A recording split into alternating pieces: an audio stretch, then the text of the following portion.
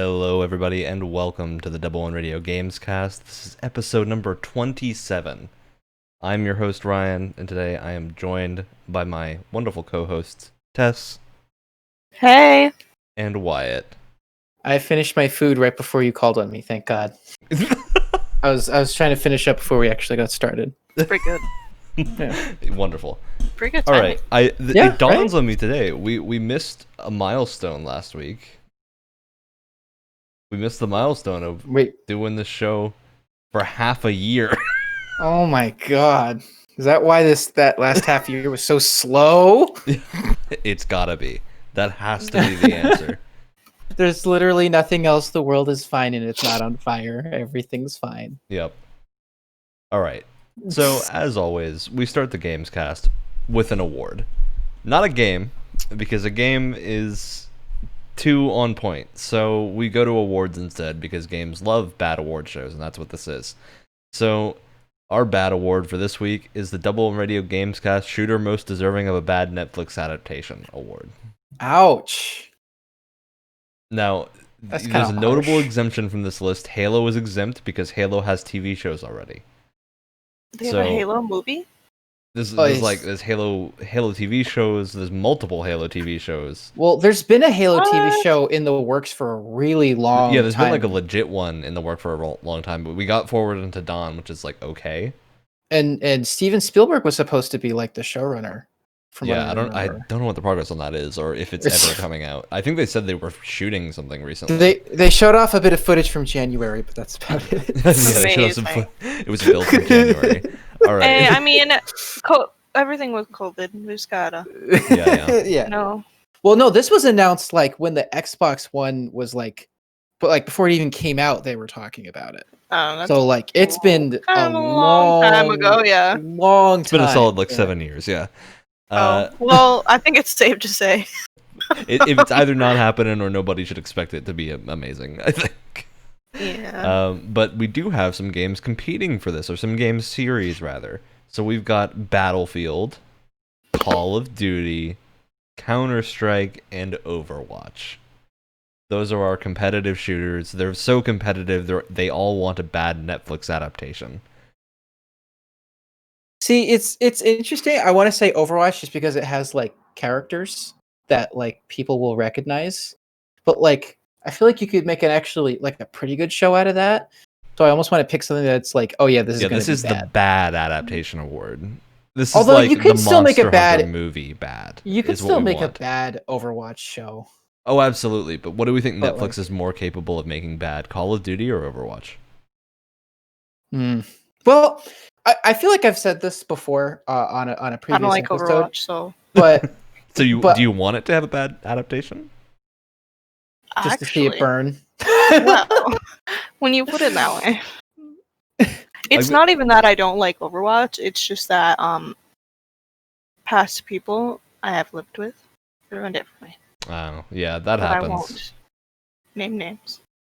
Not that Like, they'll watch this or anything. I but- enjoy Overwatch, but still, it's kind of. I think it would just be really funny to get a terrible adaptation of Overwatch, because I feel like that would approach so bad it's good levels. I think like What I wouldn't mind like a Black Ops zombies type. Oh yeah, Movie. That could Call be of Duty fun. could have Black Ops Zombies, a Well, bad Black actually, Ops Zombies that- B movie. Well, that exists. That exists, and it's actually not bad though. It's called Overlord. It's a And that's Black actually- Ops zombies movie. No, TV it's show type it's thing? not, but it's like it's a World War II movie that has like zombies in it. That's not what I asked for. Yeah, it needs Well, yeah, specifically like- to be zombies. Black Ops Zombies. I want like Rich Toffin and like all those people. You know, Samantha, Okay, the little but- girl, and her Well, dog. it's not the same kind of like vibe going. It's actually like for a B movie, it's really I want good. the moon to be involved. There- yeah, the moon needs there to be there are involved. the moon. There is the moon in some shots. If that makes it any better. All right. Anyway, we're getting No, off- there's getting off track. There's so many moons and just random movie shots. That's not how that works. But And what I mean, was I gonna feel say, like we can instantly eliminate Counter Strike and Battlefield, right? They're two themselves. Does Counter Strike even have a story? No, no. and Battlefield is just a war movie. There's nothing there. There's nothing there that it would signify it as a Battlefield adaptation. Depending on which Battlefield you're adapting, it could be a horror movie. It could be. But no, well, I feel like I've said this before, but if you're adapting a video game, I feel like the smarter move is to take a game that doesn't have like a huge focus on its story, where like you can pick a few visuals and a few characters to go off of, but you kind of have the freedom to make your own thing. Remember, this is which one do you want to see a particularly bad adaptation of? Right? It's not Right. We're not aiming for this to be a good No, movie. I know, but I'm kind of looking at like what has the most potential. So that's kind of why I'm saying like I mean, Call of Duty has to command an audience, right? Yeah, Because but, I like, feel like that name has a lot of sway to even people that don't think play about it games. this way though. Let's say you make it an Overwatch TV show and it's bad. That's a lot of characters and it's a world that people really care about. So I feel like if you made a bad Overwatch show, you would get a lot more like hatred and vitriol by doing that. More so than like the other games on the list. Yeah, I feel like you would get the most like negative reaction. So yeah, I think I'm gonna go with Overwatch just because I feel like you'd get the most like negative reaction if you messed up the characters. Well, because I feel like a lot of Overwatch people are like, this character is the best because of this, and like I feel like if you just like mess up the character, they're gonna start raging.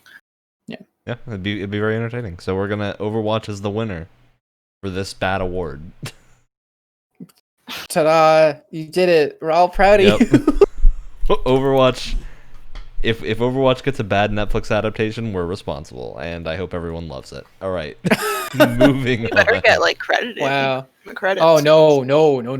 So basically, the plan for this show is we're just gonna have some fun. We got games we've been playing. We're gonna talk about. Because we never have less fun. news. There's a little bit of This news that we're podcast. gonna kind of knock out of the way first because it's a little bit disappointing. And then we're gonna talk about a bit about what we want from next gen and like wild predictions. You know, like crazy things that we were like, you know what? I want to see Super Mario on Xbox One. Specifically Xbox One, not Series X. They don't have to be realistic. Yeah, no, absolutely not. It's just like all right. gaming pipe dreams, you know? All right. So, our first major news topic, we're just going to kind of mention this offhand. Steve and Alex from Minecraft are in Smash Brothers.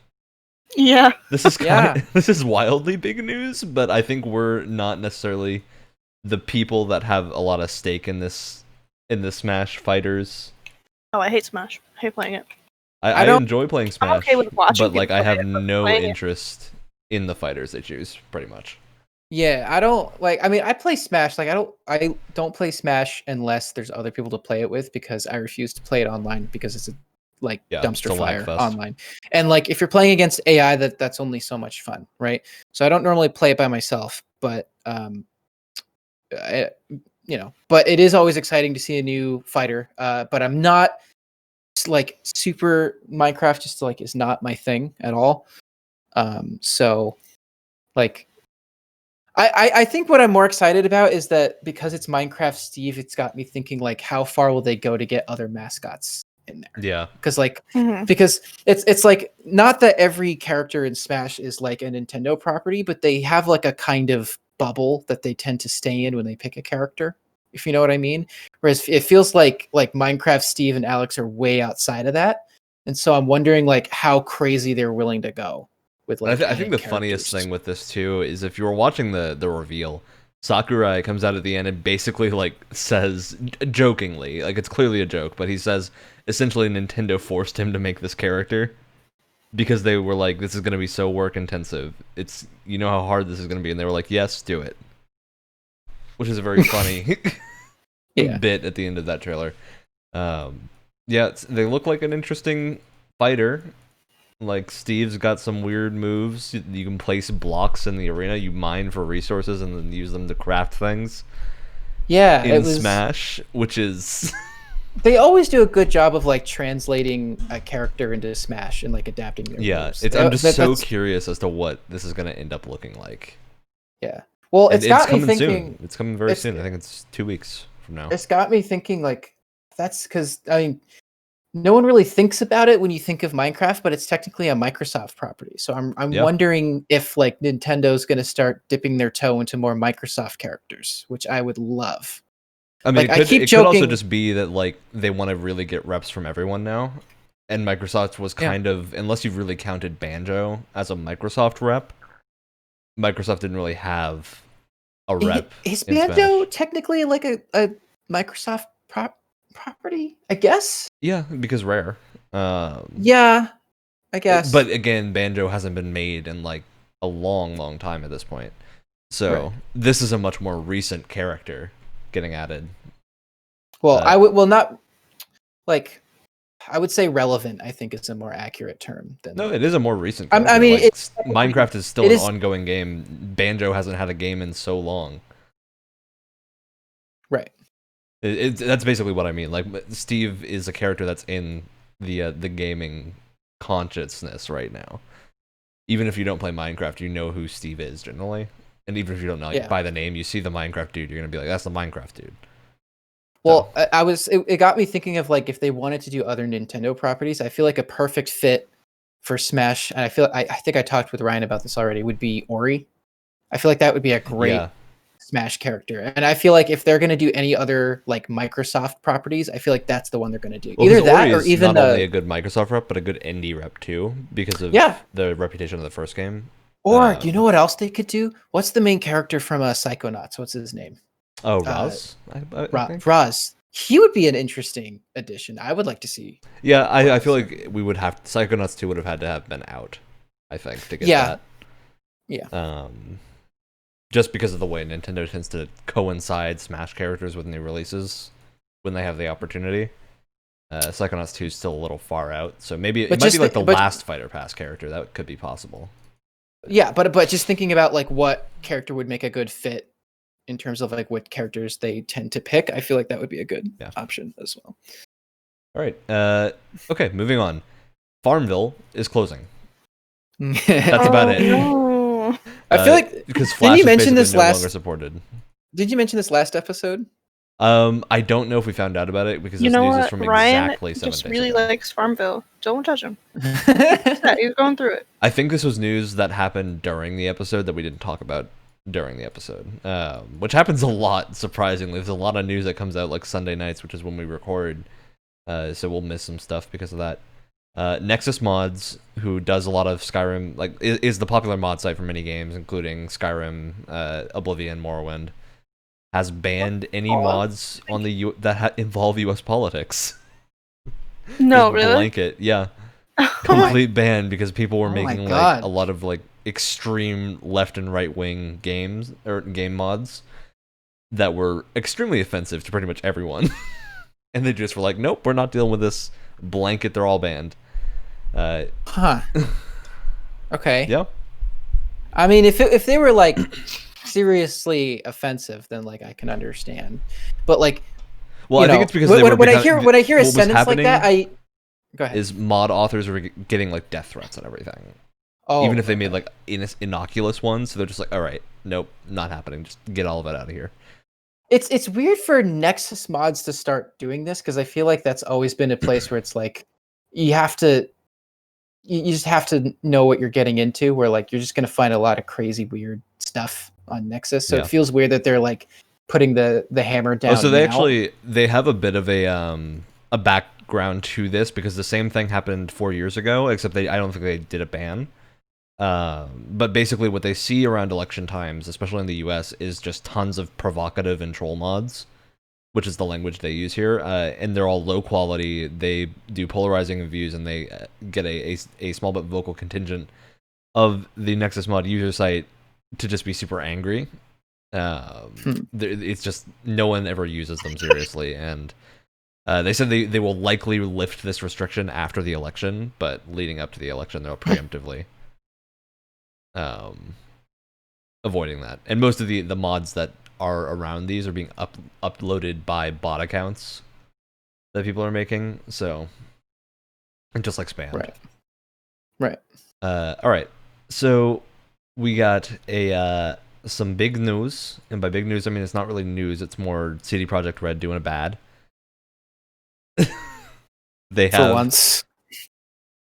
all right. They have added, not added. They sent out an email to staff about studio-wide mandatory crunch.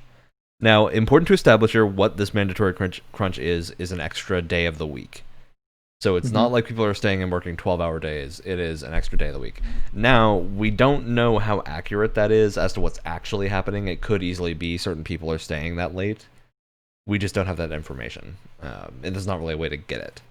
So, the information we're working on right now is that this is an extra day of the week.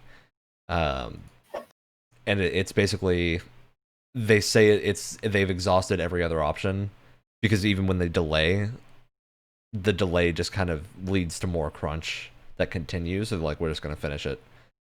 So yeah, this is an interesting development, especially because CD Projekt had a big statement last year they wanted to be as anti-crunch as possible, and now they've seemingly rescinded that because they are mandating crunch for everyone.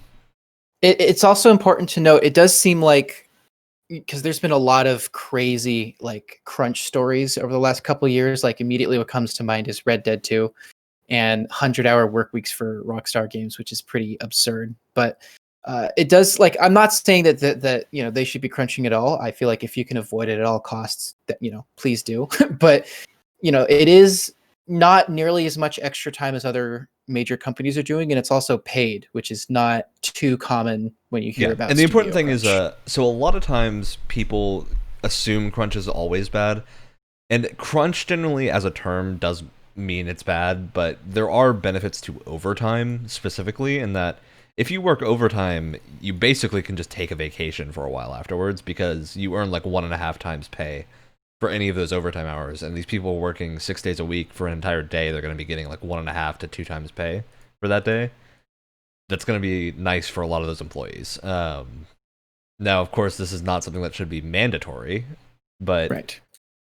It's being enforced that way. And I think people tend to get up in arms on both sides of the spectrum with CD Projekt. Because even if you're not interested in their games, you'll tend to end up witnessing arguments between people like, oh, CD Projekt can do no wrong. Oh, everyone is like simping for CD Projekt. So it's a hard company to talk about because of how polarizing they are. Right. Because I think pretty much universally people can agree that they make amazing games, but their like statements as a company are always under a lot of scrutiny. And not just, not only do they make amazing games, they're incredibly pro-consumer as well. Yeah, they're very pro-consumer, which is different from like being pro-industry, which is where a lot of this debate comes in. Is like they're extremely consumer-friendly, but to their own employees, it's not quite as friendly. It all just seems like, because they've delayed the game so many times, even just within the span of 2020, they've delayed it, what, 2 or 3 times? Yeah. And the fact that even after however many times they've officially delayed it, they still have to like mandate crunch. Something just must have happened. Something catastrophic must have happened behind the scenes for this to, you know, for them to have to resort to something like this. Because usually, I mean, not usually, but a lot of delays are done often to avoid something like this, whereas like how many like, but the reality is when you delay something, it ends up promoting crunch for the period of the delay to make sure you meet that new deadline. I know it's kind of like a self-defeating cycle. Yeah, it's just crazy, like something, because you know, 9 times out of 10 when you know crunch is involved, it's usually some, you know, scheduling or producer mess up, right? Or them overscoping the game. They just want to get too much in for the time period they have to develop it. Yeah, but I mean, that's what normally happens, right? Like not every case, obviously, but like usually what happens is that it's some sort of like producing error, and I just feel it must have been something really big, just because of all these delays. I don't know. And I think the thing that stands out to me as the weirdest aspect of this is that we know Cyberpunk is content complete as of a while ago. Yeah, like it was content complete before the last delay, and they were working on things like bug fixes and minor additions and changes. So I'm wondering like what has happened to end up with this crunch. Is it that there were just so many bugs, or is it more along the lines of like they got a lot of things in there half working, and then something broke, and now they need to fix everything. Because they've said they're not adding more content before launch, essentially, aside from what they've already made. So I'm very curious as to whether or not that was just a statement they made that didn't have backing, or if it was now a situation where they just don't have the game working to the polish level they want. I'm just very curious as to what the actual story is behind there, and I'm sure we'll get like a no-clip documentary after the fact. So, right, or a what happened episode, definitely. Yeah, if probably both. Show before. Probably both. Yeah. I mean, yeah, no, I have full faith in CD Projekt that whatever comes out, it's going to be a good game. It's just I hate how they've ended up having to get there. You know, it's definitely a shame, especially after they've said that they are trying their best to avoid it. Yeah, and I think so. Adam Badowski also put out a statement, and I think just reading the statement is probably the best way. So the last 6 weeks are our final sprint on the project. We all spent much of our lives on, something we care for deeply. The majority of the team understands that push, especially in light of the fact that we've just sent the game to CERT, and every day brings us visibly closer to shipping a game we want to be proud of. And then it's a hard decision. Then they talk about 10% of annual profit our company generates in 2020 will be split directly among the team. And I'm like, that's a pretty good split for people if it's an even split for everyone working on this crunch. But still, this is a situation where like they say they've exhausted every other option, and especially the wording of like the majority of the team understands, that makes it seem like there are people who didn't want to do this push and are being made to do it, which is the bit that I think is a little more sketchy. All right. That's pretty much it on that. We'll probably have more updates on that if we get actual news from anyone in CD Projekt aside from their CEO talking about it. Right. But as of now, and this came out a few days ago at this point. 5 days ago. And we haven't really had any updates since then. Minecraft is getting a new update, the Caves and Cliffs update. But it's not coming till summer 2021, so that's it. It was announced and it's not coming for a long time. Yeah. All right. Oh yeah, Crash Bandicoot 4 came out as well. Apparently it's good. Yeah, I haven't. I knew it was out, but I haven't really checked. For some reason, I thought this game wasn't coming out for like another week or two, or at least like. Yeah. I thought this was a November game. It's this week.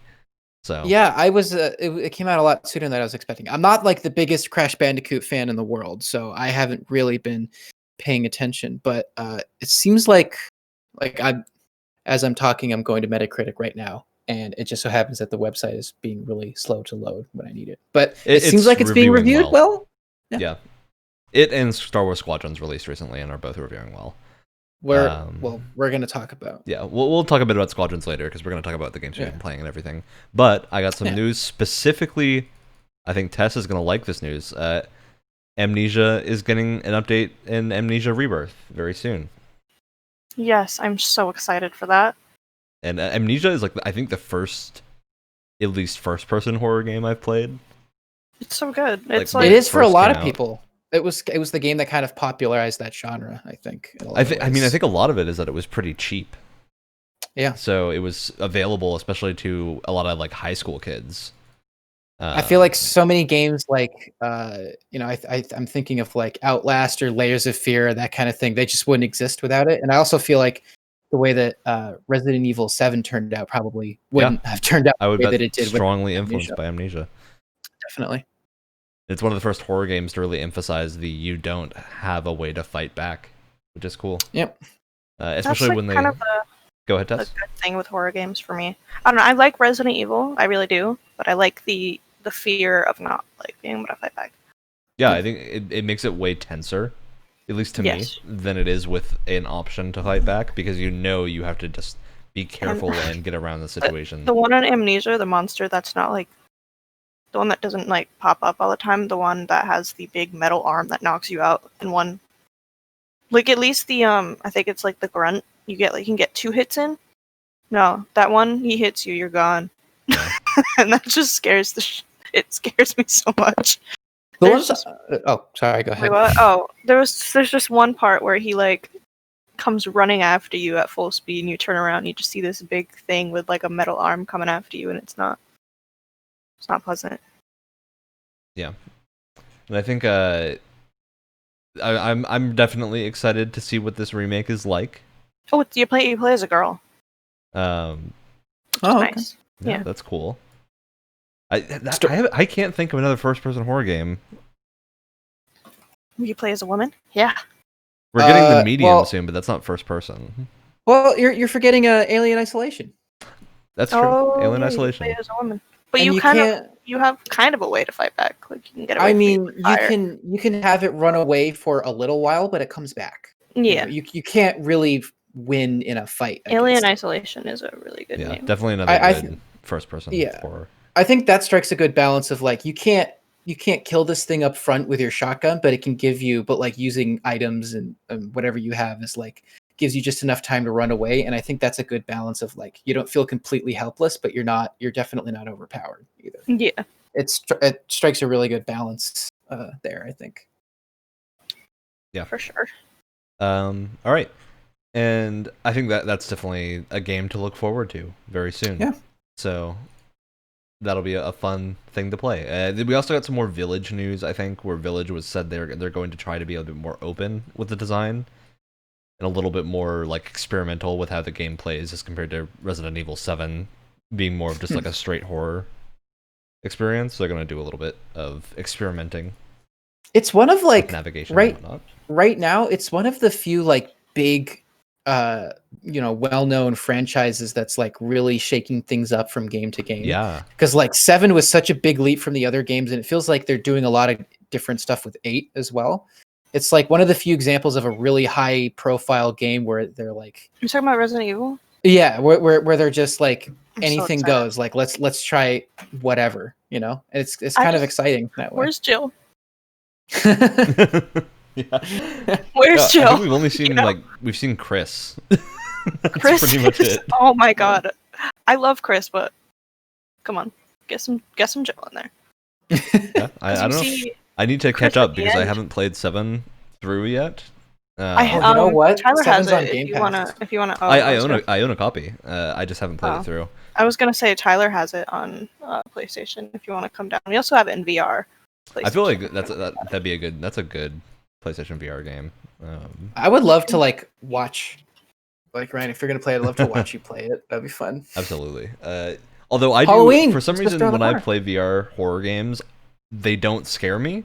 Less so than if I'm playing them on a screen. I don't know why. Oh, really? That's really weird. interesting. I think it's because having the thing on my head really disassociates me from what's happening. So you're just like, oh, that's a thing. Hey. Well, Interesting. it's the same thing that happens to me when I go in a haunted house. Is I laugh. I don't get scared. I get funny. It's weird. But do they run after you with real chainsaws that are going? I think not. No, they do. They've done that before. And to be fair, Never mind. that I think got me. I think that I didn't laugh at. I was like, Well, who oh, doesn't no. get scared at a guy running at you with a real chainsaw that's like on and everything? But like when people like bang the doors and stuff to make loud noises, for some reason, if I'm Oh yeah, if I'm in a state of mind where I am aware of what's going on, I tend to laugh at it. For some reason, just doing it on a screen, I still get very scared. I don't. I'm not know going to why. go off. I'm not going to go off on a tangent, but because Halloween is approaching, just want to have a little fun fact. I used to work at a haunted house for a number of years, It's a lot of fun. consistently. Yeah, they're a lot of fun to like operate, especially if you're one of the attractions. All right. So that's most of our news roundup. If anything wild happens before the end of the podcast, we'll try to. Well, check hold it on. at the end. We hold on. You forgot a couple of things. You forgot the whole Spider-Man hubbub. Yeah, so the reason we're saving the Spider-Man hubbub because I think Alex has some stuff he wants to talk about with that. That would be a good thing to have Alex for, actually. Because Yeah, so no. for people who don't know, a few of us on the Double One Radio Gamescast team have hands in game development. Alex is an artist, so we want to get his opinion for that. But yeah, so they have changed the face of Peter Parker in the Spider-Man Talk about remake, the other. or You can remaster. talk about the other Spider-Man thing, though. What's the other thing? Why don't you lead the charge, Wyatt? Yeah. Why not? So basically, the way that like backwards compatibility and upgrades and stuff works for PS5 is kind of like a confusing nightmare at the moment. Yeah. Case in point, the way that they're handling the Spider-Man PS4, PS5 version. Basically, if you have a copy of Spider-Man PS4 for your PS4, it will not. I mean, it'll run on a PS5, but it won't have any upgrades. However, if you buy the what's it called, like the launch edition of Miles Morales on PS5, it comes with Spider-Man PS4 with all of these like awesome upgrades. Like there's like 60 frames per second, like 4K. I think there's like an RTX mode that runs in 30 frames and stuff like that. Like a lot of significant upgrades. But you don't get any of those if you just run your regular PS4 disc on it. You have to buy the remaster that comes with Miles Morales, and they don't even sell the remaster separately. That's It's very a much weird thing. It really reminds me of when they released Call of Duty Infinite Warfare with the remaster of Modern Warfare, and it was the only way you could get it was if it was bundled with Infinite Warfare. So it's a weird decision. Yeah. The biggest thing to me is like I think that kind of breaks what I was going to wait to play the Spider-Man DLC until PS5 version, but if they're asking me to buy the game again, I just don't. I'm not interested enough to wait, so I'm just going to end up playing it on the PS4. Yeah. Well, I think it's kind of symptomatic of like because Sony's whole thing is like, oh, we don't believe in cross generation. Like if you're going to make a game on our system, we want you to like take full advantage of it. So we're not really going to offer kind of cross generation stuff. And I feel like, but a lot of games are, which is it's this weird half step of like. No, that's what I'm saying. They're not embracing it. They're not like fully committing to it. So you get weird stuff like this, where if you want the PS5 upgrades for Spider-Man, you have to buy the PS5 version. And it's just like, I feel like that's partially because they're not really committing to a cross-generation like support, like Microsoft is, which is frustrating. Definitely. Which is weird. And the specific face thing, we'll talk more about this next time when we have Alex. But the gist of it is that the original face model for Peter Parker was John Bubniak, and they swapped to Ben Jordan as the face model because he more closely resembles a younger Yuri Lowenthal, who's the voice actor. The voice actor. Yeah. As well as I think them being able to get better quality scans and whatnot. So the biggest question to me here is like whether or not this was a situation of the tech in the scans they had from the other actor weren't good enough for the detail of PS5 resolution or something.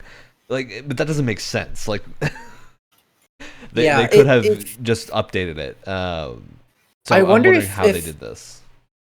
I wonder if like the better move would have been to like if you're gonna change the face, at least have an option for people to pick the old face with like knowing that like maybe the old face won't have like the same amount of like higher detailed animation. Like if people just want the old face, I feel like you should have the option to just give them the old face if they want it. You know what I mean?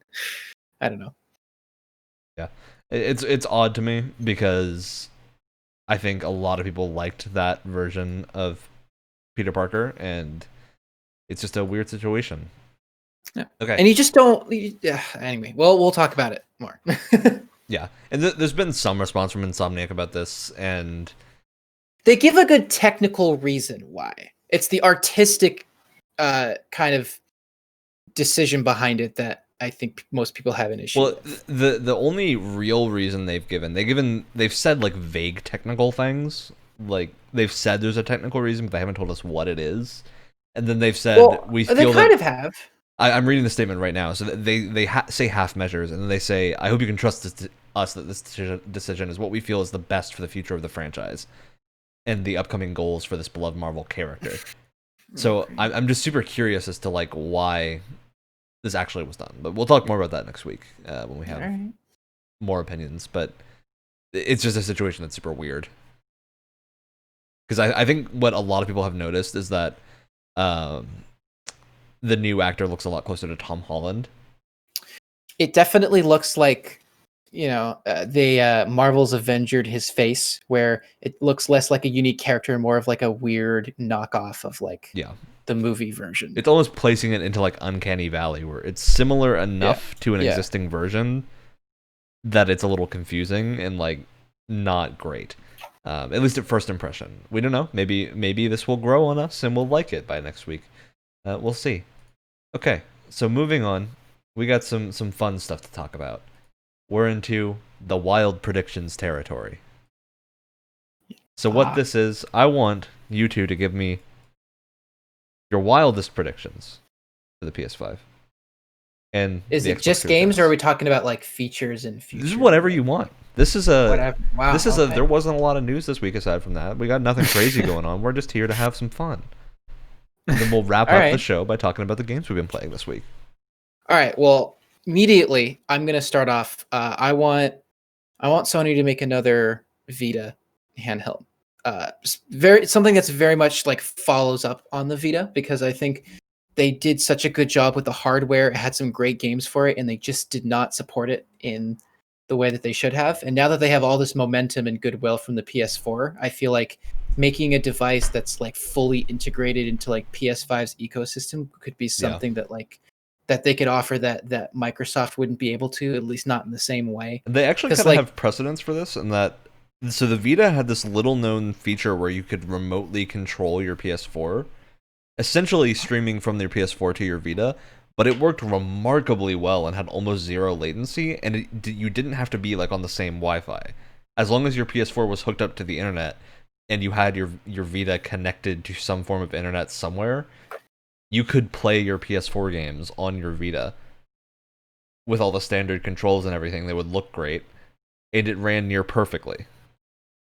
And I think part of like the Vita's problem too, and I'm sure it was developed with the PS4 in mind, but I really do feel like it came out at a weird time where the PS3's life was just ending and the PS4 was just beginning. So I feel like if the Vita had been developed more alongside the PS4 and had the PS4 in mind from a design perspective, like I feel like a lot of those like complementary features would have gone over a lot better, because they even had a system where like if you bought one game on a Vita, you would then also own it on the PS4 or the PS3, which was great. Which is such a cool like idea. And if they just came back and they had a lot of those same ideas, and I feel like, again, because they have so much more momentum and goodwill, I feel like it would go over a lot better, and I feel like they would crush it. Honestly, even with the even with the Switch, I feel like if you targeted a different kind of game with this handheld, I feel like it could go over really well as like a complementary piece to the PS5. Yeah, absolutely. I think and we saw with like the Switch that it absolutely does work to do that mid-console generation launch, because the Switch did amazingly well while the PS4 and Xbox One are still going super strong. So that mid-launch, like, even though the Switch is less powerful, it's not really a concern because it fulfills a different niche. Yeah, I think it'd be cool to get something like that from Sony, although I think they also know they would probably lose if they started competing with the Switch. Right, which is why like I feel like they should target a different kind of game, because the Switch is like, it's really good at a couple of types of games, but like I would never play like first-person shooters are not Switch's thing. If I have the Pro controller, it's fine. It usually then just comes down to an issue of like it's usually not powerful enough or something like that. But like if you play a first-person shooter on the Joy-Cons, like good luck. Like that is a nightmare 9 times out of 10. Like any shooter that I own or that has first-person controls, I cannot use the Joy-Cons. Especially because I think gyro aim works a lot worse in first-person games. Yeah, because it tends to give almost like a sense of motion sickness when you're flinging it around, whereas in a third person, it just isn't. You still have something to center yourself on, right? Which doesn't happen in first person. So I think that's an interesting little conjecture. Yeah. Got any wild predictions, Tess? Wild PS5. Hello, can you hear me? Things? Yeah, yes. You can hear. Okay. It's I just really want Elder Scrolls 6. I mean, that's a wild prediction if I've ever heard one, that it will be on the PS5. Maybe they're just playing us. I think Todd Howard's been playing us for a long time. With his sweet little lies. That's the way I would put it. In his fancy jacket. Okay, here's an actual good prediction: are we gonna get Starfield or Skyblivion first? That Sky is, Oblivion. Skyblivion's a real thing. It's a remaster of Oblivion in Skyrim. It's making good progress. yeah, I haven't played Bruma yet, but I really want to play Bruma. It's in my my playthrough. I just haven't gotten Bruma's into it yet. wonderful. Isn't it? Yeah, I I'm couldn't super get curious. it to work. Like my last playthrough, but Yeah, I it had tends to be to- finicky with a lot of stuff. Do you know the Legacy of the Dragonborn quest Oh one? yeah. Oh my god, I can't tell you how long that took me to get that thing to work. Like, it was awful. I got super lucky when I was doing my playthrough with Legacy of the Dragonborn, where it doesn't break things. And for people who don't know, Legacy of the Dragonborn is a super popular mod for Skyrim that gives basically tons of like little collectibles around the world and cool things you can do. And Basically there's, like an Animal Crossing style museum. Yeah, like a huge museum in Solitude, and it's really cool. And then you can add like different mods to make like new displays and just.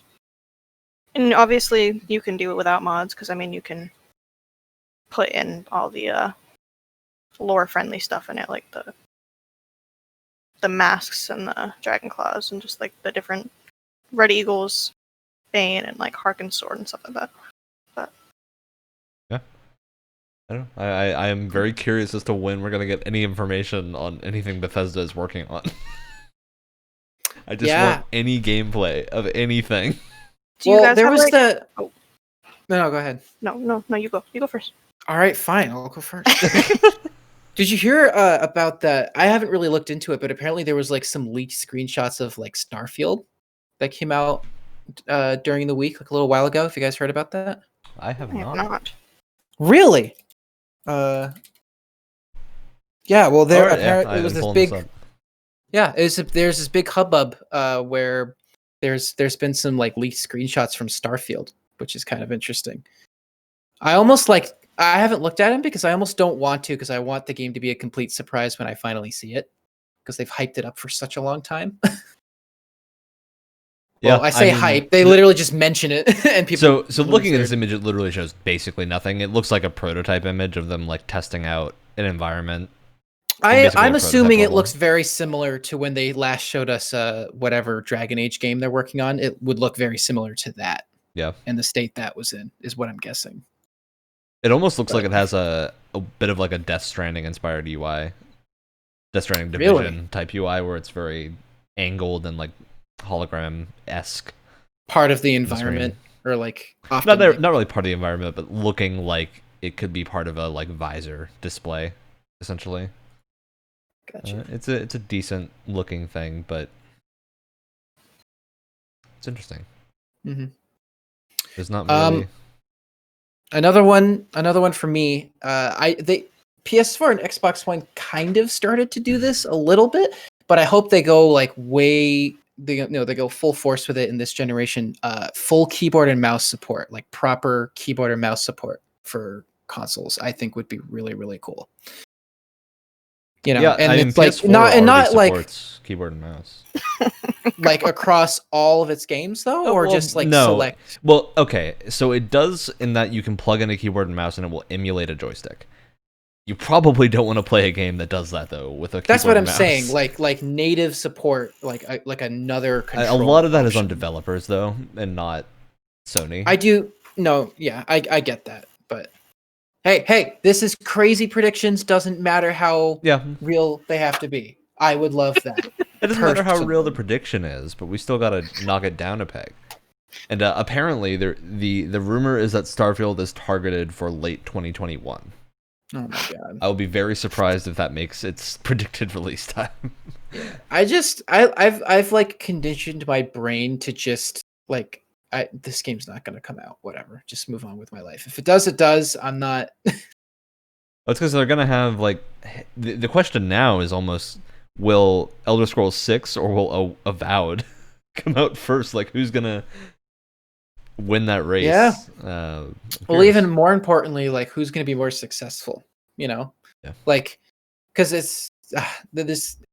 I don't want to get too into it just because it's a different discussion, but you know, it's going to be interesting to see what Bethesda does over the next couple of years. Yeah, we could easily fill podcasts with Bethesda talk. Right, but one One thing, another one. I feel like this is pretty like on the horizon, to be honest with did you. Tess have But- one? I feel like Tess was waiting in the wings with something.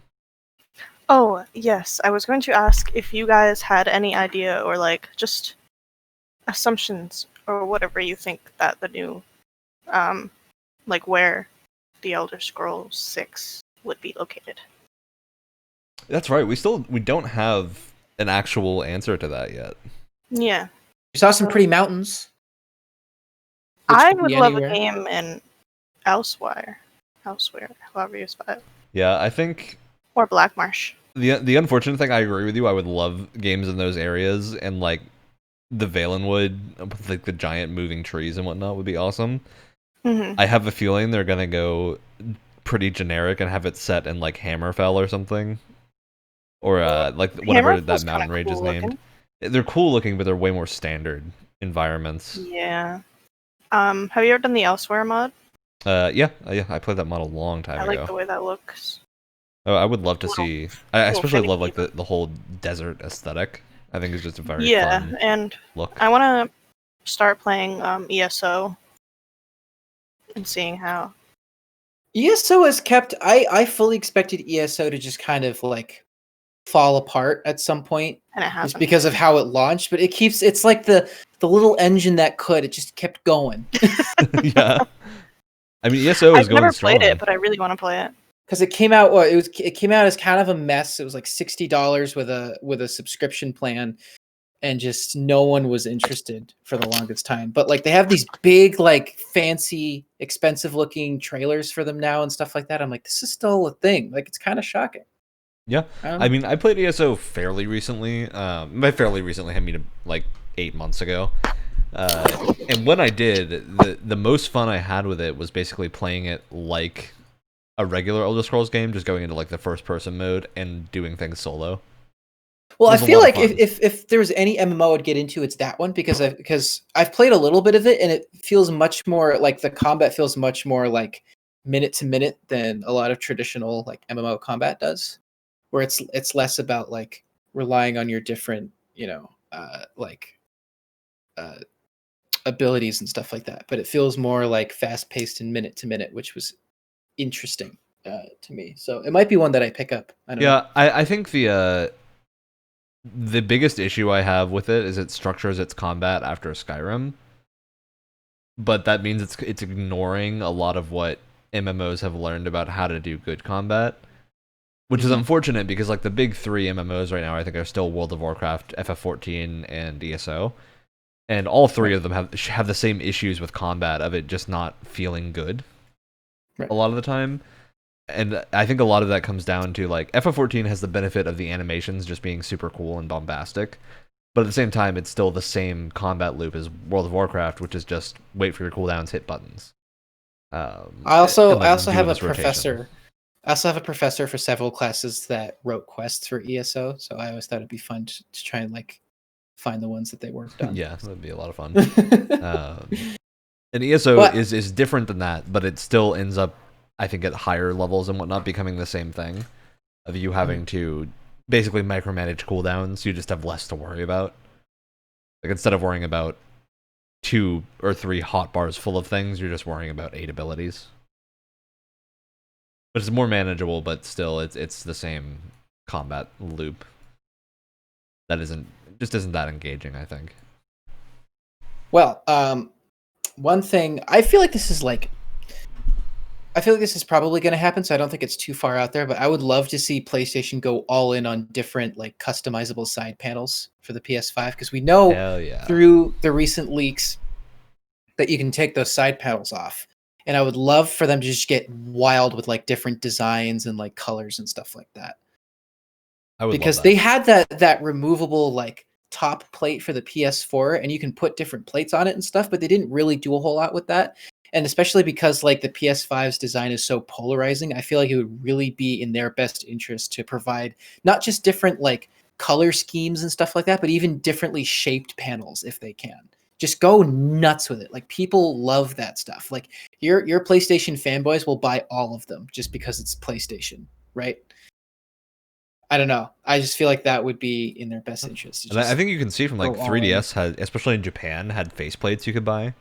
And like I Yeah. bought a set when I was in Japan one summer, and they're awesome. They're like they double as protectors for the console, and just like cool ways to have a shell that looks interesting. So I would love to see, especially like I think we've talked before about wanting a Miles Morales one that's just like red with the black Spider-Man or black with the red Spider-Man logo.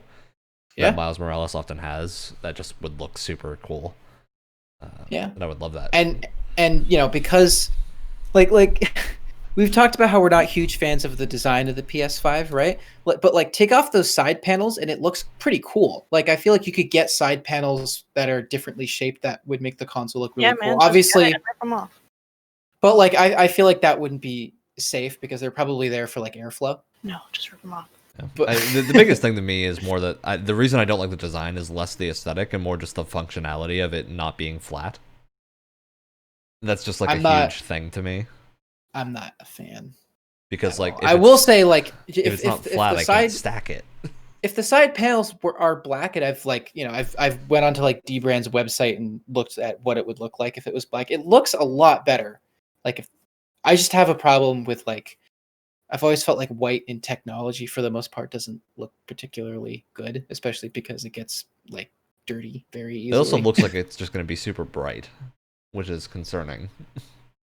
I'm also like how be weirdly bright sometimes, and like how strong, especially at the top where it kind of like folds outward or bends outward. Like how strong are those? Like are those like how easily could those snap off? I don't know. It's just there's a lot of issues I have. Just putting it lightly, but I don't know. That's one thing. Just a bunch of options for customizable side panels, even if it's third party, would just be such a cool like extra thing for the PS5 that could make it more enticing. Yeah. So I don't know. And I think so. One thing I do want to bring up here is that we're definitely leaning towards PS5, which I think shows where a lot of our priorities are, at least for games. In that, at least I know Wyatt and Test 2, I think you recently built a computer, right? Yes. Yeah. So all three of us have things that can be used to play the whatever Microsoft puts out as exclusives, as long as they put them on the Windows Store and the Xbox app. So I don't like Xboxes. I just don't like them. I've played on them. They're just I don't vibe with them. Yeah, I get that. I get makes that. Sense. See, my excuse is I just like JRPGs, and Xbox doesn't really have many. Although they are like the Yakuza franchise is essentially a Microsoft franchise now. It also doesn't have The Last of Us. That's true. That's true. That is a major negative. Is they don't but have The Last of Us. hey, it may have Elder Scrolls exclusively. We don't know yet. Is that really going to be a positive though? At this rate, I'm not saying it's a positive. They have Oblivion. They have not Oblivion. Developers of the Outer Worlds, Obsidian exclusivity. If they do, yep, they will have a visit from me. Yeah. In their office. I'll just break in. I'll be like, "Hello, we need to have a talk." We gotta have a discussion here, Todd. And they're like, "Who is this?" And they're like, "I don't know, man. She came in." Yeah, and I think something to mention is Obsidian is a Microsoft studio. Outer Worlds came out on PS4. So we don't know how if they're going to be going super exclusive with all these Microsoft studios, or if they're just going to be like the mainline studios stay exclusive and everything else is multi-platform. Yeah. But I think something we didn't really mention when we talked about them buying Bethesda last time is the amount of money. $7.5 billion is almost the largest video game company buyout that's ever happened. And just something that blew my mind, Disney bought Star Wars for $4. It was like $4.4 million. Which blows my mind considering just how big Star Wars is and how long its reach is, that Bethesda is literally like, come on, Wyatt, Matthew here, $3 billion more than the entirety of Star Wars. For example, like Mojang was $2.5 billion. It's just insane to think about. The only studio like purchase that was bigger than that was Supercell, the people who made Clash of Clans, which which is really curious to me because Tencent, I think, is the company that bought them. That's a lot of money. That is big money.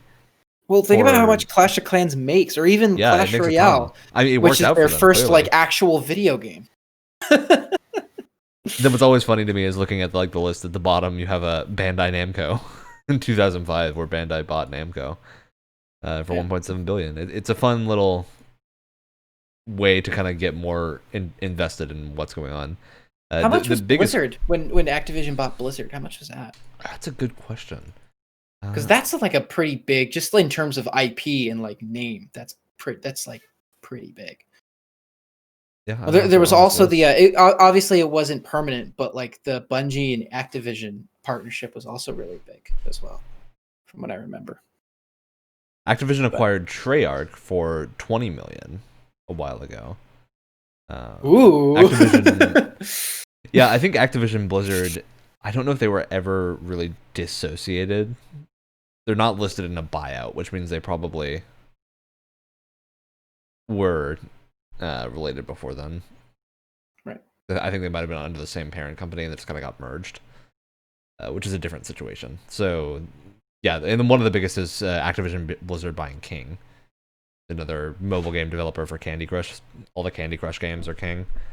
So, yeah, lots of big money going around. All right, let's look back at our. So we've talked about most of the predictions we have. Anyone got wild stuff? Wild shooting for the stars predictions. Just like completely off the chain, like something that would blow your mind if this existed. But like something that never will exist? Not that never will, but something that like to you personally would blow your mind if it existed. All right, I got one for you. All right. Either studio, I feel like this would be more of a Microsoft thing than a PlayStation thing, but a modular game console where basically you buy different like set Xbox components so that you can basically like build a wide range of Xbox One or Xbox Series X's that like fits your so budget, a PC, right? Yeah, but it's more complicated than that, Ryan. Come on. It's like a Lego set, but it's a console. Yeah. But it's like, because I remember Razer had this crazy like prototype that they never actually made a product out of. But it was like their super streamlined way of building a PC where you basically buy the components from Razer to like fit your budget and you just slide them in. Like super easy. You don't have to fiddle with like, you know, cable management and getting everything hooked up properly. They're literally just like modules that you slide into a box and that's it.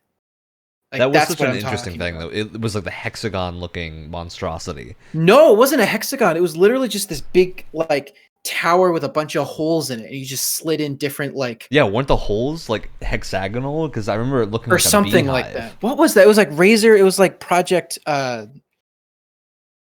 something or other. I don't even remember, but it was... Oh, Project Christine. Christine, right? Okay, it wasn't hexagons. It's literally they look like hard drives. It's literally just this weird, like it's literally just this weird loop with a bunch of holes in it, and you just slot in what look like hard drives. So where it's like it's building a project. It's building a PC, but it's like just super streamlined to the point where like anyone can do it. It also looks extremely expensive, is the way I put this, because it's all like brushed aluminum. Yeah. Well, that's Razer flexing their R&D muscles and, you know, putting a lot of extra materials onto stuff. But like, imagine a game console. Imagine Xbox coming out with something like that, where it's just like it's an empty shell, and then you buy the different components from Microsoft that have different like levels of power, and so you can really customize a certain Xbox that you want. And it's like building a PC, but the process is so simplified and streamlined, where you literally just slot the component in. You know? Yeah, and there's also apparently the Razer Tomahawk is a weird thing that actually exists. It's like a modular concept PC. And this is much more recent. It's from January of this year. That's an interesting thing that might actually exist, at least in PC form. But I feel like that would be a perfect like thing for consoles to try out. Yeah. Because then you would have like, because we're already moving in that direction of like having different systems for different price ranges and stuff like that. And especially like Microsoft, who's gone all in on that kind of thing, like having different powered machines for different like price points. Like that would be something interesting to see, I think. Yeah, I'd be interested in that. You got something, Tess? No. It's all right. My mind it's a isn't shoot that. for the moon. If I do think of something, I'll scream it. See, you know what I would want to see is the developers of that weird indie game Everything collaborating with Rockstar to make Everything collaborating with Rockstar to make a game where you could do the thing and everything is like that you can essentially possess and depossess every single object in the world. Doing that, but in a game with Rockstar production value. That would be wild. Yikes.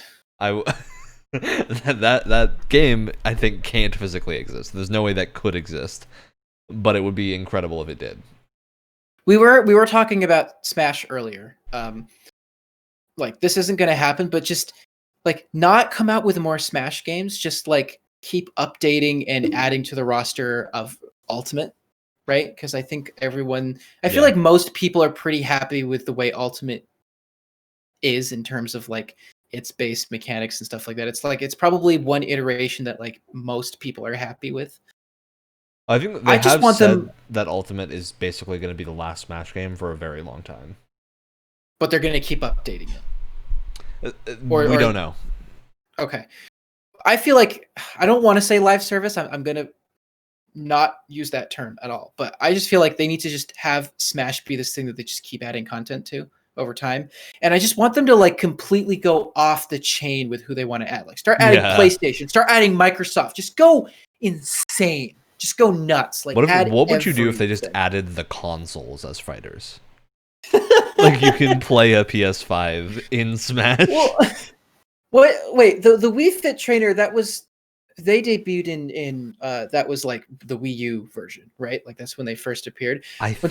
When someone told me the Wii Fit Trainer was going to be a fighter, I literally thought they meant like the little thing that you stand on, like the yoga mat that you stand on. Like when I first heard that, I was like, "What?" That's wild. It just kind of hops around. I don't know. Like either have Smash just go just off the chain and start adding everything, or I would like to see PlayStation do another whack at All Stars. Absolutely, I would, especially because they've added so many new IP this generation, or in our current generation. I feel like if they just did a better job, because now better job. Well, one of the biggest problems with All Stars is that it had such a weird roster of like we have some PlayStation characters and then some characters that aren't PlayStation, and it was just kind of a weird roster. And I feel like they have enough now where they could do their own roster if they wanted to. Yeah, they totally could. All right, so that's kind of wrapping up our wild predictions. We're probably gonna do this again a little bit closer to the console launches. Mm-hmm. But more realistic thinking. So, I was just about to scream Animal Crossing first-person shooter. I would play that in a heartbeat. I would want to shoot the bunny. Dude, there was one villager called Flip who was on my island, and Flip ended every single sentence with the word re-rack, like re-racking weights, and it drove me so crazy. I tried so hard to get him kicked off of my island. Mr. Bunny's creepy. It was wonderful. He's like, don't pull my zipper. It's like, what? Oh, yeah. Pardon? Yeah. He does do that. He's like, please don't pull my zipper. This is not a costume. And then he acts like really happy, but if like when you're around, but if you can kind of like sneak away from his sight, and then he just stops. And then he like starts crying or something. I don't know. Yeah, Nintendo put some weird stuff in their games. Yeah. All right. So that's a good segue into our next segment, which is what you've been playing this week. What have I been playing? I'll start. Why not? I'll start. I've been playing a pretty wide variety of things, actually, because it's a lot of games that like I just got and I start, and then I start another game because my brain doesn't like to sit still for 2 seconds. I kind of started off playing Transistor, just because I'm trying to get through all the Supergiant games leading up to Hades. Although I think I'm just gonna skip Transistor and go right to Hades. To be After honest you with skipped Bastion to get to Transistor. There's something about it's weird. It's like Supergiant games. There's nothing about them that I dislike. I play them for like maybe an hour, and then I'm like, I'm good. I'm gonna go and do something else now, and it never holds my attention for longer than an hour. And it's weird because I have no complaints about them. They're all really well made games. I don't know what it is. Yeah. Which is also so I started odd with that. because, especially for me, Bastion is the polar opposite, where I picked it up and could not stop playing it until I finished it. I don't know. It's weird. It's nothing against the game. I think everything that Supergiant does is great, but like it just doesn't hold my attention. I don't know why. And then right before Squadrons came out, I suddenly realized that Rogue Company went free to play, so I decided to give that a try. Surprisingly, Ryan and I were playing yesterday, and I think the common consensus was that like everything, like the gameplay itself is really, really fun and like well tuned, especially like the time to kill feels like it's in a really good place right now. But everything else surrounding it is just weird or doesn't feel finished. Like the art style and like the character designs are all super, super generic.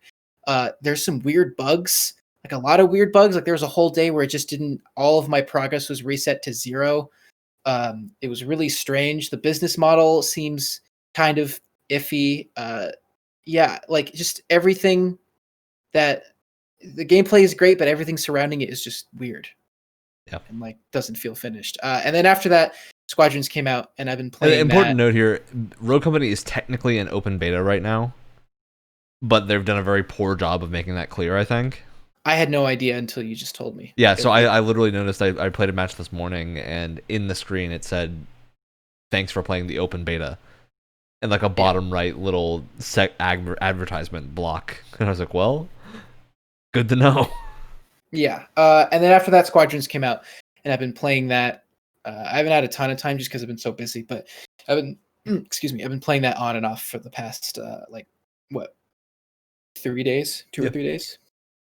It came out on and Thursday, that's been, I think. Yeah, I've had we're gonna do a games club episode about Squadrons, I think, but like, I'm not really big into like flight sims that much, so it's been a journey for me trying to like figure out how flight sims work because it's just not something I'm used to, and I really had to like adjust my brain to like the game's logic, if that makes sense. So it's just been an interesting journey.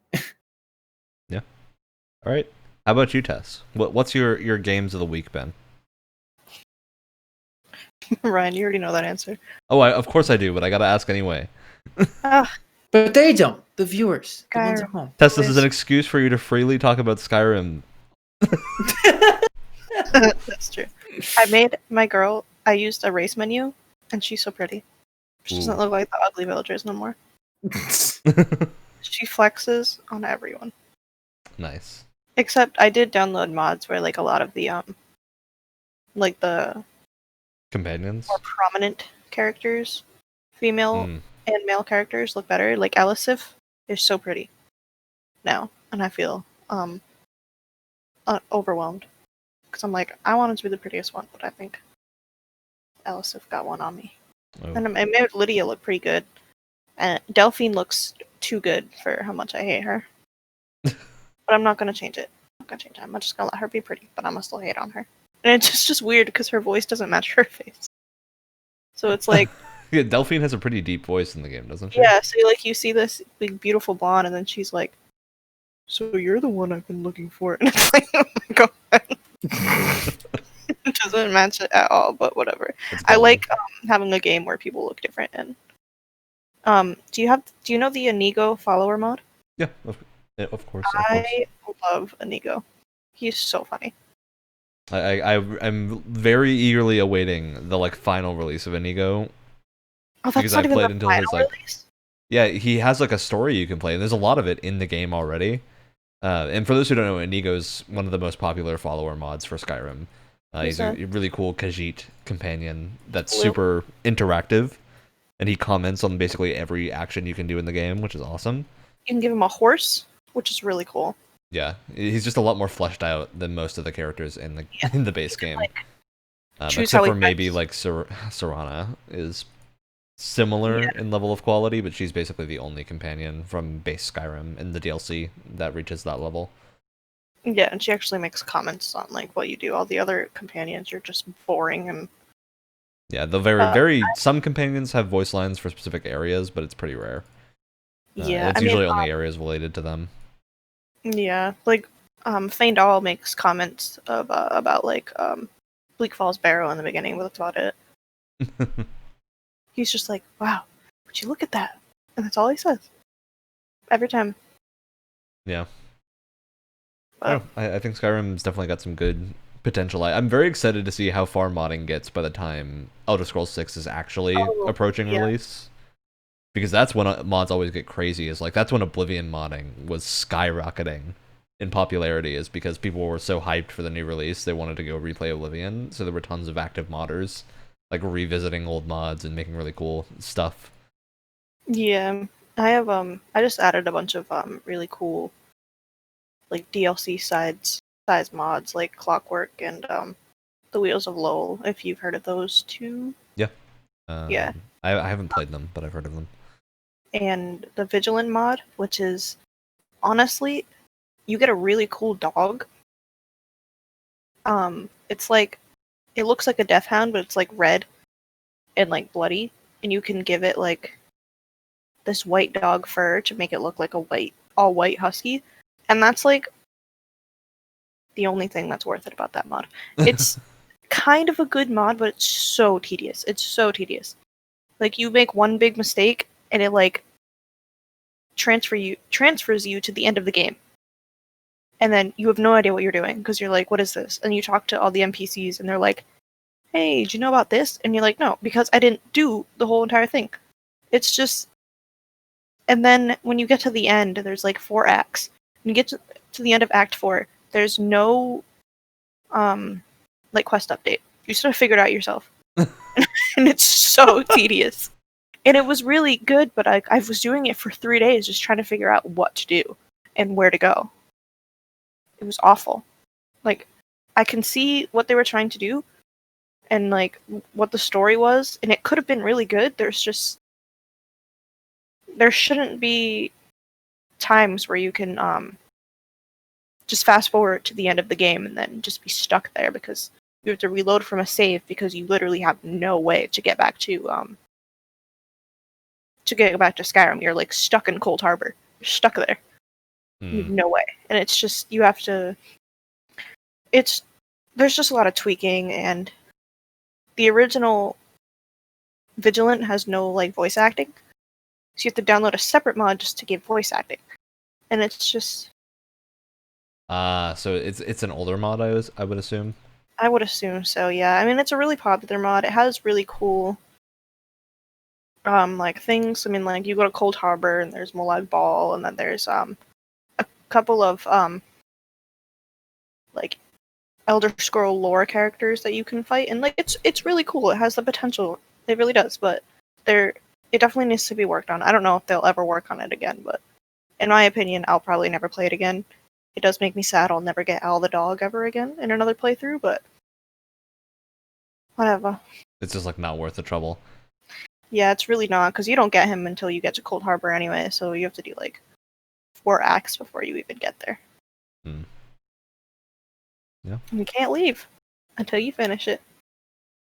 I don't know. I think it speaks to the versatility of Skyrim and the modding kits for it. Yeah, I mean, the mod itself, like Cold Harbor, was really cool looking. I'll give it that. But there was also like really bad glitches where you would go through like a door and it would just like throw you back. Like it won't let you through the door and I have to like toggle command through the door. And it's just there's a lot of Just like not bug tested pretty much. yeah, basically. Or you go across a plank or like a bridge that you let down with a lever and you just fall right through and you fall all the way down. And it's just happened so much where I had to like toggle command through like half of the places because yeah. Yeah. All right. That's is that the end of your Skyrim wrap up test? Yeah, I really need to get that out. Just had to get it out of your system and into share with the world of Skyrim mods. And hey, maybe if you're listening, this is the time to revisit Skyrim to play some mods, so you can cry in a corner about Elder Scrolls 6 being probably at least 3.5 years away. Oh my god. I'm gonna be like having a job and not even have time to play it at that point. Like, it makes me so sad.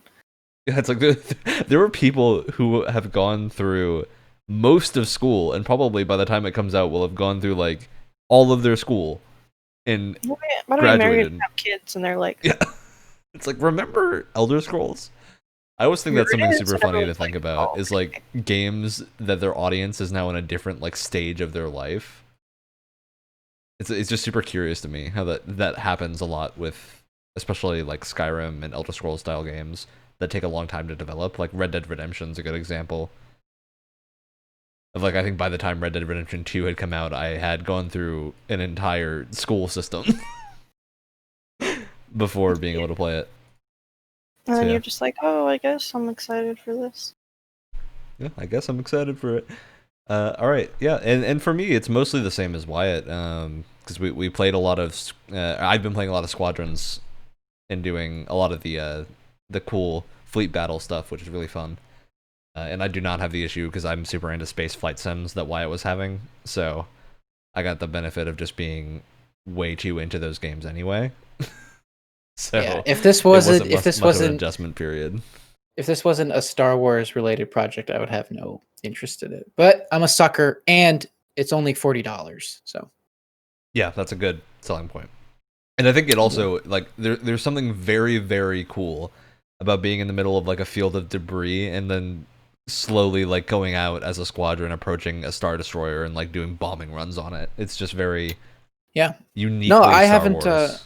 I haven't touched the multiplayer yet, but the single player is being pegged as just like, oh, a elongated tutorial, and that's technically true. But I feel like that takes away a lot of the effort that was put into Yeah, it. there's still value in it. It's like, still a lot of fun. Oh yeah, I mean, there's a mission where you use a bomber for the first time, you use a Y-wing for the first time, and there's in the mission you have to blow up this space station, but you have to launch bombs horizontally, which is which it teaches you a really cool trick that you can use in multiplayer, but it's also just a fun like single player gimmick. It's just a fun section, and there's also a lot of they dedicate more time to the characters than I was expecting. There's like optional dialogue where you can talk to them and stuff like that. Yeah, I kind of wish more games came out like this that have like as much attention as Squadrons does, where it's like it's not this overblown, $60 all or nothing budget. It's like this modestly budgeted, modestly priced, a game that is clearly has a lot of work put into it, but it's just focused on being It knows like what it really is. it knows what it is. And I really wish games like that, because obviously I'm not saying they don't come out now, but Well, they they just used to be super common. Oh, I mean, especially like original Xbox and PS2 era, those kind of games just were like reigned supreme. That was like I feel like that was Star Wars especially had tons of them. Like Empire at War was the Star Wars RTS. Yeah, like the Jedi Knight series being the weird build your own Jedi and like just go on cool missions. Those games very much knew what they were about and nailed their presentation. The last couple of examples that have come out is there's this Hellblade wasn't even full price, was it? It was, I think, $30. When it came out. It was $30 when it came out, and that was really modestly budgeted, but it had a lot of attention on it. I just wish more. I think they're called like mid shelf, or they're also called like AA games. Yeah, AA. I wish those tends to be a good. I just wish those had more attention, because I feel like you find so many like just really solid games that are just focused on being games. A good example of that, a game I've been playing recently is 13 Sentinels Aegis Rim, which is that is a title. A Vanillaware game. And for those who don't know, Vanillaware is this small Japanese indie studio that makes usually really good beat 'em ups and like side-scrolling platforming action games. 13 Sentinels is like this weird, very story-heavy, it's not an action game, adaptation of their systems to be like entirely about a bunch of time-traveling students fighting to save the world from giant robots, which is about as like anime as it gets, but it's also super emotional, and it's a game with 13 protagonists that each you can play their story in any order you want, and that's something that I always am like, this is a type of storytelling you can really only achieve in video games. And so it's so rewarding to me when a game actually goes for that. And a good example is like I was playing one route of the story, and there is like an entire action game component to it where you play this like tactical game where you're controlling all of your protagonists that are in mechs, like defending the world at like the end of everything, essentially, that you're playing in parallel to the story segments. And I played through one of the story segments, and like at the end of that segment, you learn this one bit of information. And I'm gonna use like a fake example, so I don't actually spoil the game for anyone. But essentially, you learn that like, oh, the aliens are not aliens, which is not like the actual thing, but that's an example. And I was like, whoa, this is really cool. This is so far along in this story. And then I went back and I played the story of another character, and you learn it about 5 minutes in. So it's one of those things where, like, depending on the order you play the stories in, you'll know different pieces of information at different times that make things super interesting. And a lot of those games tend to have issues of, like, there's usually a recommended path of, like, you'll hurt your experience.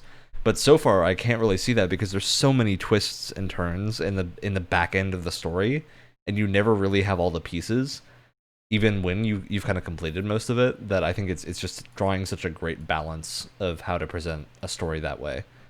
And it's super unique. It's one of the coolest game experiences right now, and it's a little hard to recommend to some people because it's mostly a visual novel type deal, although it's a lot more interactive because you're never in like a visual novel cutscene or anything. You're moving around the world and like talking to characters, and essentially like a side-scrolling platformer type deal. And not even platformer, I'd say point and click is really the best comparison, is it plays like a classic point and click game, which is very different from Vanillaware's other stuff, but it plays super well. It's very engaging, and I think it's really shows what you can do, especially because it has full voice acting.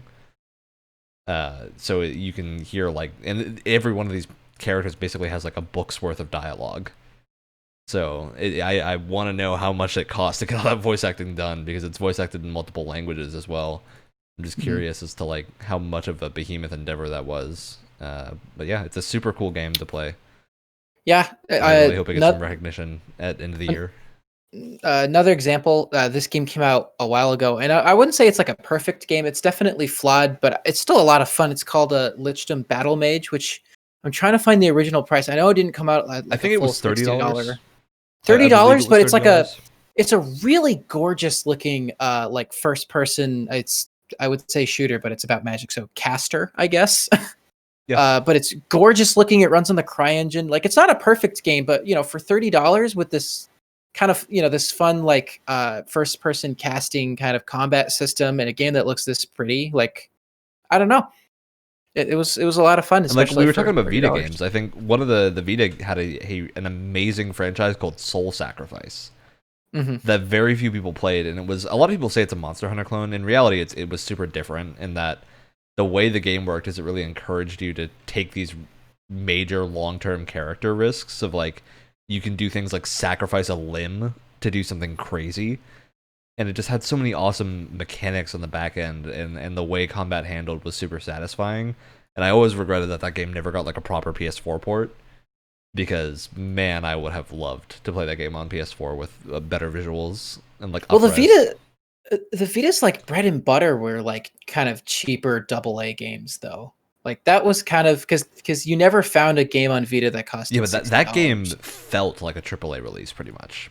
Oh yeah, I mean, the one game I probably played the most on my Vita was like the Uncharted game that came out for it was like $40 or $50, and like it wasn't quite as nuts. Like, the set pieces weren't maybe quite as insane as some of the other games in the series, but like it was pretty impressive. Like, it was a pretty good like translation of the series into a portable version. And you also had games that were cheaper than most like AAA games. You had games like Gravity Rush, which eventually got like a PS4 port, and I think that game's great.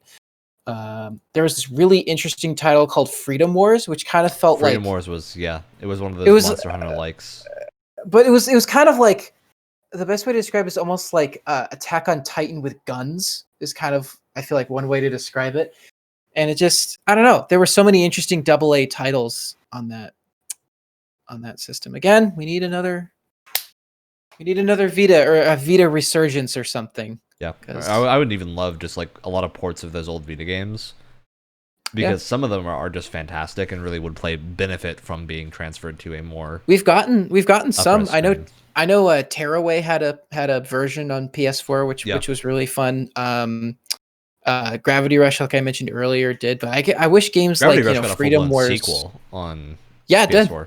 did. But I wish really games good. like Freedom Wars, which would have been a good like would have felt right at home on a PS4. Well, the Freedom Wars devs, I believe, went on to make work on the God Eater series.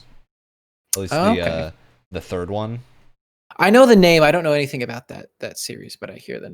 It's a similar style of game of like the first comparison you would make is to Monster Hunter. Right.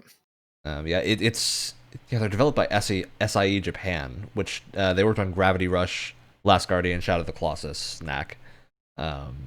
Not as sole developers, but they're responsible for a lot of like especially the games that are made in Japan, which is interesting. I would like to see a Last Guardian sequel, one that works a lot better. Yeah, Last Guardian had some issues. I always feel like the best sequels, or like the games that deserve sequels the most, are ones that like need or ones that have a lot of improvement to make. Because also, Last Guardian almost like bankrupted the studio because of how long it was taking to make. It took them like I think 11 years or something to fully finish. I got too frustrated. I borrowed a friend's copy, and she was basically like, "Yeah, you can have it for as long as you need to finish it. Like, I'm fine."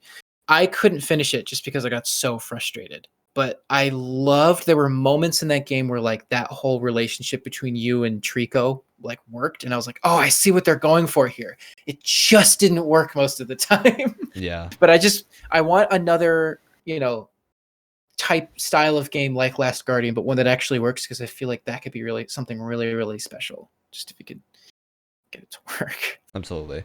I think the like last thing I've been playing this week a little bit is Rogue Company. We played some Rogue Company yesterday, and surprisingly, pretty much the really, same really takeaways. fun. The game is like very, very fun at the core, and it's got some very good systems behind it, and the balance feels good, but it's just not doing enough unique, and the modes are all kind of riffs on other modes from other shooters.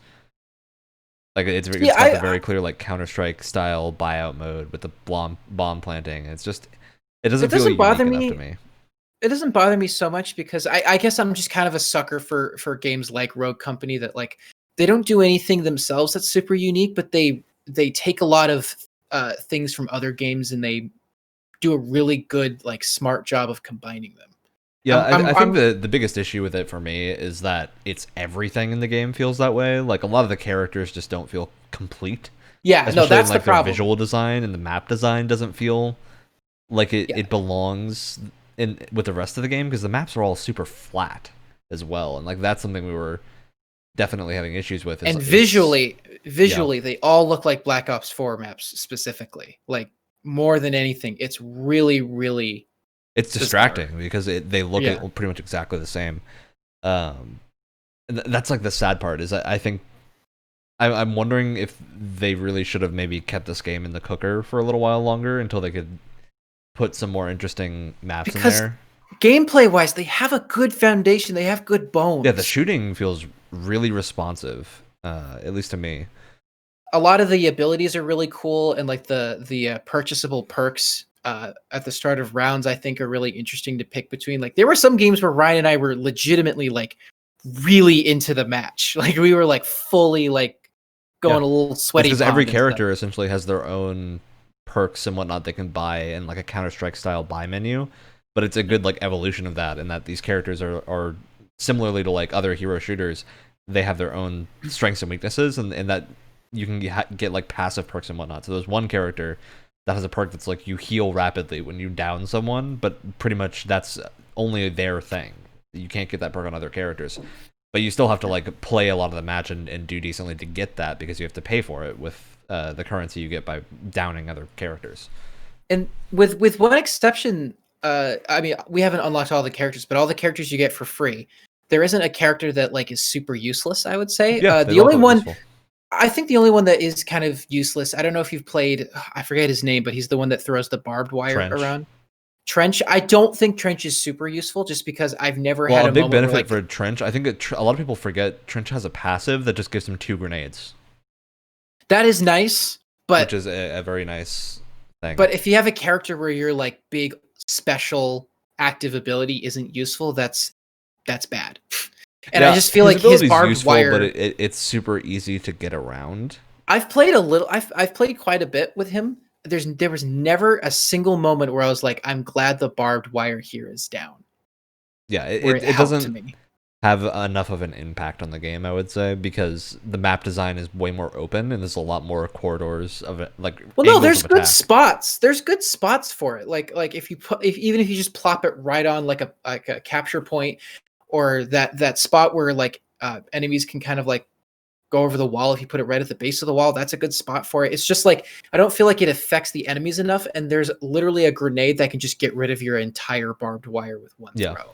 It just feels so useless. Like a good example of how the barbed wire works. I forget what his name is in Siege. Has barbed wire that's really helpful. There was a character in Black Ops 4 that set up like a barbed wire area, and like that was super useful if you combined it with the guy's shield. And yeah, that needs to be changed. But outside of that, every character's like ability was useful in some way. Yeah, and I will say a lot of the characters had interesting abilities. Some of the ones that the issue I had is looking at a lot of the newer characters that have been made that aren't free. Like, just reading through their abilities, they just don't seem very unique compared to the original cast. I like how the cast that you have access to at the start can play, or they just don't seem to have as much of a good niche. At least not the way they're displayed in the store. So I'm curious as to if that is a like display thing, or if that's something that's actually a problem.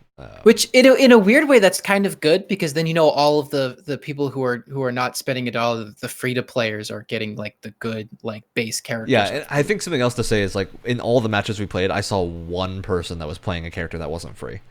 Well, yeah, and the game hasn't been out for too long, or in a free to play state. Otherwise, you would have had to have paid for it. Yeah, it's been out for a few days. So I feel like that's part of the problem. We had no trouble finding matches or anything. So I did before you started playing. It would take a while sometimes. It got better. I guess there was an update or something at some point, but it definitely got better. Yeah, at least I haven't had issues. All right. I haven't now. I think that's basically the wrap up of games we've been playing, which means, as always, we end on shoutouts. Wyatt, I'm going to hit you with that shout out first. Shout out to the artists in charge of the graphics and the like the illustrations and the cutscenes in Squadrons. That kind of like sunset orange kind of aesthetic that they have going on between like gameplay and all the marketing. I think it looks absolutely gorgeous. Like even their main like poster, like the Star Wars Squadrons like picture that you see with the 2 pilots, like that art style, just 20 out of 10. I think it looks gorgeous. Well done. That's wonderful. You know what I'm going to give a shout out to? I think a shout out to multivitamins. Because in our time of pandemic, it's nice to know at least vitamins work. That's good. That's a good thing. The only reliable thing in the pandemic times is vitamins. How about you, Tess? Shout out to me.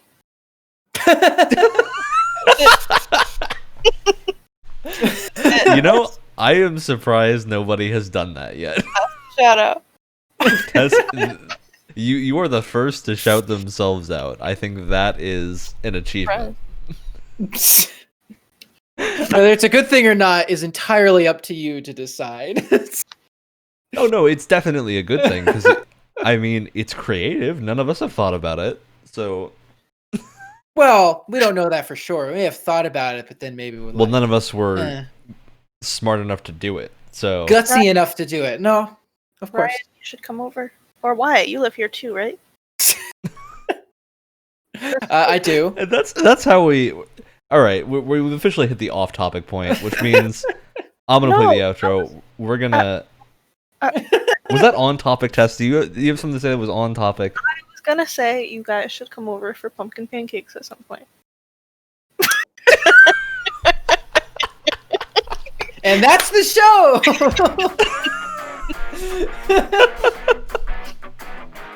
See, it's like what Ben did a few weeks ago, but the, No, but the no, wholesome... we don't say that. We're not talking about that while the podcast is still airing. We're not done yet. I didn't say anything. I didn't say anything. Get pancake. I didn't say anything. I am 100% family friendly, PG clean.